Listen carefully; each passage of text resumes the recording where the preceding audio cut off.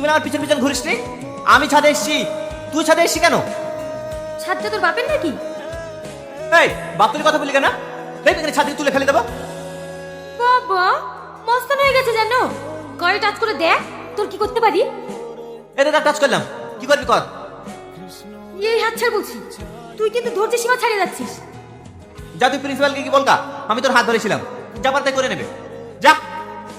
ঠিক আছে, আমিও তোকে চ্যালেঞ্জ করলাম, তোর যে কি করতে পারি তুইও দেখে নিবি।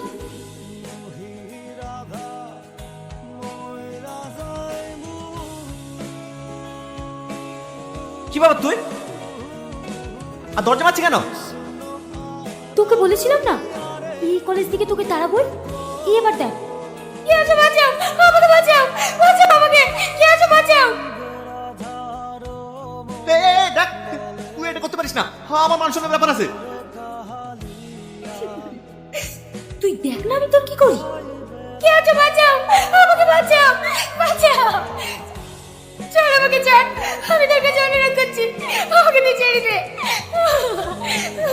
স্যার, স্যার, আমাকে বাঁচান, টনি আমাকে একা পেয়ে সম্মান নষ্ট করার চেষ্টা করছি।